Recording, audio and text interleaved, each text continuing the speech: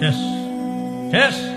কালকে এই একটু পরে মারা যাবো, কালকে এই মুহূর্তে একদিন, পরের দিন 2 দিন, পরের দিন 3 দিন। বিশ্বাস করেন 3 দিন পরে আপনারা যার যার মতো কাজ শুরু করবেন।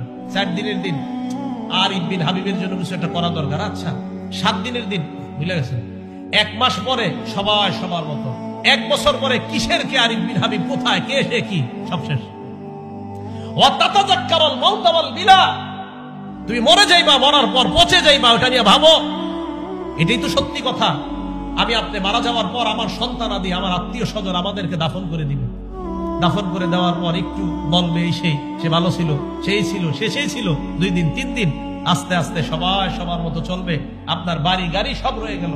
এটা নিয়ে ভাবেন যে আমি যা কামাই করেছি, যা উপার্জন করেছি, সব রয়ে গেল, আমি কবরে চলে গেলাম।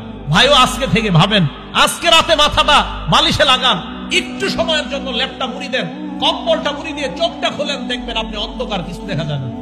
চোখ খোলেন, ল্যাপ মুড়ি দিয়ে, কাঁথা মুড়ি দিয়ে চোখ খোলেন, লাইট অফ, দেখবেন কিছু দেখা যায় না। তখন ভাববেন, আচ্ছা আমার লাশটা কবরে রাখলো কামরাঙ্গীরচরের জনগণ, রাখার পর আমার লাশের উপরে বাঁশ দিল, বাঁশ দেওয়ার উপরে আবার মাটি দিল। আচ্ছা আমি তো কিছু দেখতে পাবো না। আচ্ছা অন্ধকার, ব্যাপারটা কি? ইমানদার হলে কবর আল্লাহ আলোকিত বানায় দিল। ভাই কথাগুলো ভাবেন। নবীজি বললেন আল্লাহকে লজ্জা পাওয়ার 3 নম্বর অর্থ তাযাক্কারুল মাউত ওয়াল বিলা। তুমি মারা যাইবা, এটা চিন্তা করো, পচে যাইবা, চিন্তা করো। শেষ শেষ। কালকে এই একটু পরে মারা যাবো, কালকে এই মুহূর্তে একদিন, পরের দিন 2 দিন, পরের দিন 3 দিন। বিশ্বাস করেন 3 দিন পরে আপনারা যার যার মতো কাজ শুরু করবেন। 4 দিনের দিন আরিফ বিন হাবিবের জন্য কিছু একটা করা দরকার। আচ্ছা 7 দিনের দিন মিলে গেছে। 1 মাস পরে সবাই সবার মতো। 1 বছর পরে কিসের কে আরিফ বিন হাবিব, কোথায় কে সে কি, সব শেষ।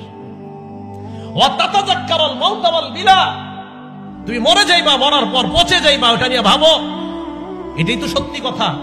আমি আপনি মারা যাওয়ার পর আমার সন্তান আদি, আমার আত্মীয় স্বজন আমাদেরকে দাফন করে দিবে। দাফন করে দেওয়ার পর একটু বলবে এই সে ভালো ছিল, সেই ছিল, সেই ছিল। 2 দিন 3 দিন, আস্তে আস্তে সবাই সবার মতো চলবে। আপনার বাড়ি গাড়ি সব রয়ে গেল।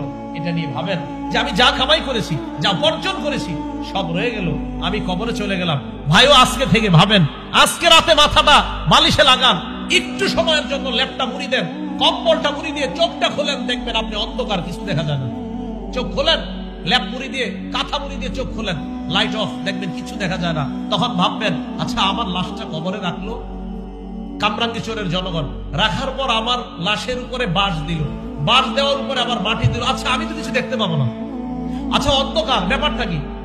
ইমানদার হলে কবর আল্লাহ আলোকিত বানায় দিল।